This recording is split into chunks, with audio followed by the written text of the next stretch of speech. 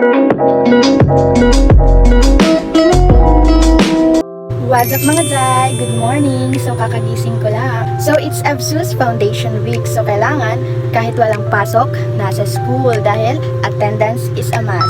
Kasi college student, importante yung attendance mga Jai. Diba Tin? So dito nga pala natulog si Christine kagabi. So anong oras pala ngayon? 7:30. So bababa na kami para mag-almusal at maligo. Pero 10 pa naman kami pupunta doon. Syempre, babae, matagal kumilos. Lalo na yung buranday, matagal maligo. So yeah, let's go!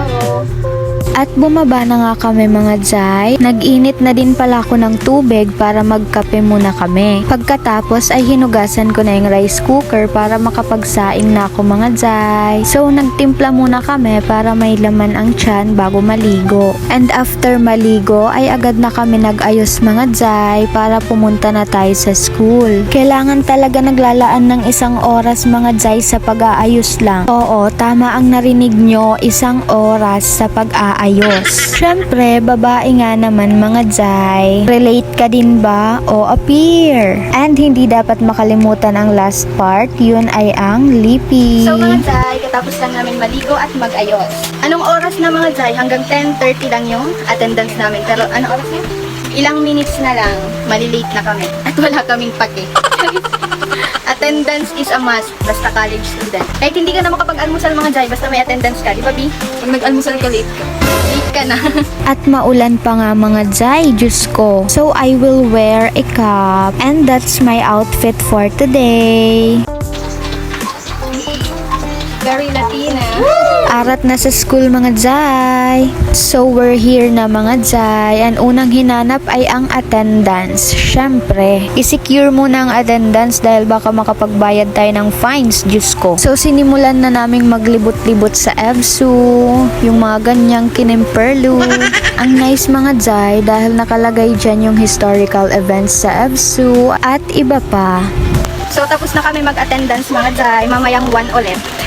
Grabe! So kasama namin si Gia mga Jai, yung representative namin. So mga Jai, i-visit natin yung iba't ibang booth dito sa aming campus. So tara, isa-isahin natin mga Jai. Meron tayo ditong mga bracelet na tag 80 pesos ang isa mga Jai. And this is 100% handmade mga Jai. So nandito din ang The Crunch, ang homemade cravings, iba't ibang beverages, scramble with different flavors, at marami pang iba mga Jai. So hurot ang kwarta pag maglibot ka din mga Jai. Lalo na may McDo pa. So after, nag-lunch muna kami mga Jai and babalik ulit sa inner court para mag-attendance. Kasama namin ulit si Giam habang iniintay yung attendance. Habang wala pa yung attendance ay naglibot-libot muna kami sa iba't ibang display ng College of Engineering. So meron akong trinay mga Jai. Ang tawag dito ay digital geodetic instrument. So ginagamit ito in measuring the distance and angle of a target. It is commonly used for surveying and building construction mga Jai. So meron ding live band.